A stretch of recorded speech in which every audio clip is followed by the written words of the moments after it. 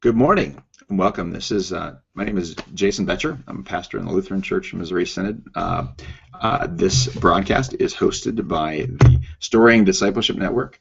We are going to be doing a series where we share the story from God's Word for the narrative lectionary over the course of this next year. But we're starting with the first Sunday of the lectionary in Labor Day, or the Sunday after Labor Day is when we're going to be starting. I was hoping to have a few other people here with us here for this call, but apparently this time didn't work for some reason. But getting started on things is really, the important thing is to start. So the story from God's Word for that Sunday in November, silly. Never done broadcast before, I can't tell. So this is a Sunday in September, actually. Is a story of Noah. And the narrative lectionary only has a couple of different smaller passages as a part of but I'm going to be telling the whole story of Noah from Genesis chapter 6 through 9. So here's the story from God's Word. In those days, people began to grow numerous on the earth and to fill the earth. And God noticed that the people were filling the earth, and he also noticed that the wickedness of man was also increasing, and that the inclination towards evil in his heart was growing as well. And God was grieved that he made man, and his heart was filled with pain. He found favor in Noah, and Noah walked with God. And God told Noah that he was going to destroy the whole earth with a flood as a response to the wickedness of man and the evil inclination of his heart, but that Noah and his family would be saved. Noah had three sons, Ham, Shem, and Japheth, and their wives as well.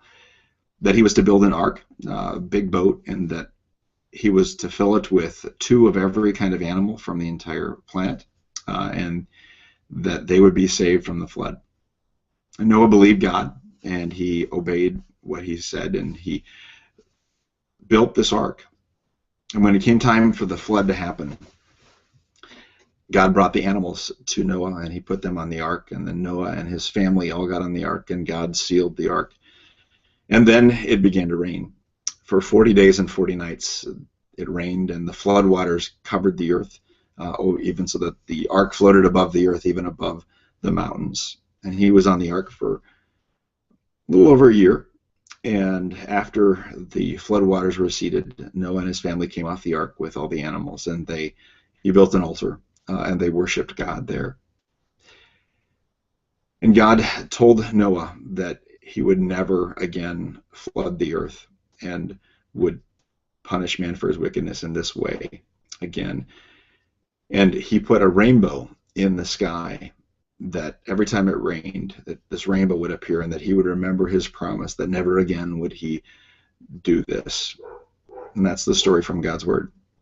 Is there anybody here viewing, or anybody who'd like to be a part of this? I see that we've got a couple people viewing. Feel free to ask some questions. I'd love to get you in on the conversation here. Usually I share the story twice, and then we go through and do an interactive discussion based on the story that we've just heard. So I'm going to share the story from God's Word once again. Here's the story from God's Word. God saw that man was increasing on the earth in those days, and that it was filling the earth. But he also noticed that the wickedness of man was increasing as well. That the inclination of his heart was towards evil. And God was sad that he made man, and his heart was filled with pain. But he found favor with Noah, and Noah walked with God. And God told Noah that he was going to destroy the earth with a flood. But he also told Noah that he was going to preserve him and his family and a remnant on the earth, and that he was to build this ark, a big, large boat, and that as a response to that, that he would fill it with the animals as well. And Noah believed God, and he did exactly what he told him to, and he built this huge boat. And then when it came time for the flood to happen, God brought all of the animals to Noah, and he filled the ark with those animals. And his family, his 3 sons and their wives, came along with. And when they got in the ark, God shut up the ark behind them, and then it began to rain.